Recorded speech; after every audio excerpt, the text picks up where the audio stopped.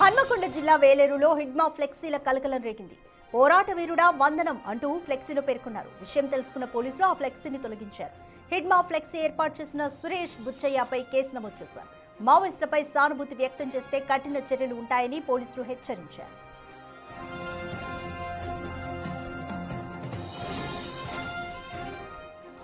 More details మా ప్రతినిధి వేణు అందిస్తారు. వేణు, పోరాట వీరుడానికి వందనం అంటూ హిడ్మాపై ఫ్లెక్సీ ఏర్పాటు చేసిన సురేష్ బుచ్చేలపైన కేసు నమోదు చేశారు పోలీసులు. సో ఈ కేసు గురించి పోలీసులు ఏం డీటెయిల్స్ చెప్తున్నారు?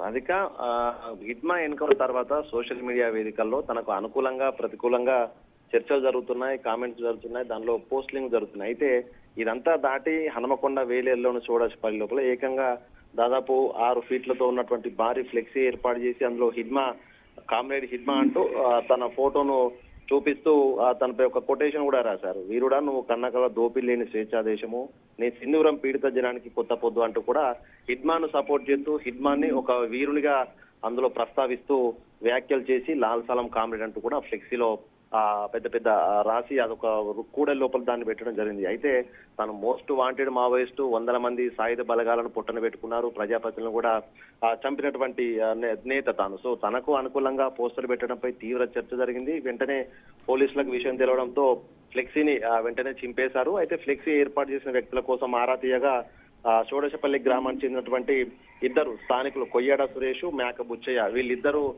అర్ధరాత్రి తీసుకొచ్చి ఆ ఫ్లెక్సీ అక్కడ ఏర్పాటు చేశారని తెలుసుకొని ఇద్దరిపై కేసు నమోదు చేశారు. ఒకవేళ ఇట్లాంటి ఫ్లెక్సీలకు కనుక అవకాశం ఇస్తే తను మావోయిస్టు లీడరు, అదేవిధంగా తాను శాంతి భద్రతల విఘాతం కలిగించినటువంటి వ్యక్తి, తనపై యూఏపీఏ కేసులున్నాయి, తనకి ఎన్నో కీలకమైనటువంటి కేసులున్నాయి. సో అట్లాంటి వ్యక్తిని పొగుడుతూ ఇట్లాంటి ఫ్లెక్సీలు ఏర్పాటు చేయము చట్టవిరుద్ధం అంటూ కూడా పోలీసులు తీవ్రంగా దీనికి సహకరించిన వ్యక్తుల కోసం కూడా పోలీసు అయితే గాల్సిన ప్రస్తుతం ఇద్దరిని కూడా అదుపులోకి తీసుకున్నారు. ఇక ఇట్లాంటి ఘటనలు మావోయిస్టులకు సంబంధించినటువంటి అంశాల లోపల వాళ్ళకి సపోర్ట్ చేస్తూ ఎవరు వ్యాఖ్యలు చేసినా కూడా మావోయిస్టు సానుభూతి పరులుగానే వ్యవహరించాల్సి వస్తుంది, వాళ్ళపై కఠిన చర్యలు తీసుకోవాల్సి వస్తుందంటూ కూడా పోలీసులు చెప్తున్నారు. ప్రస్తుతానికైతే ఇద్దరికి సంబంధించి గతం నుంచి వీళ్ళకి ఏమైనా మావోయిస్టులతో లింకులు ఉన్నాయా, లేకపోతే సోషల్ మీడియా ప్రభావానికి లోనే వాళ్ళు ఫ్లెక్సీ ఏర్పాటు చేశారా, గతంలో మాజీ మావోయిస్టులకు సంబంధించినటువంటి వాళ్ళతో వీళ్ళకేమైనటువంటి పరిచయాలు ఉన్నాయనే అంశంలో కూడా పూర్తి స్థాయిలో పోలీసులు దర్యాప్తు. ఎందుకంటే ఏకంగా భారీ స్థాయి ఫ్లెక్సీ ఏర్పాటు చేయడం అంటే తనకు కొంత హిడ్మా కానీ మావోయిస్టులతో కానీ కొంత సంబంధాలు ఉంటేనే తప్ప ఈ స్థాయి ధైర్యం చేయలేరు. అంటే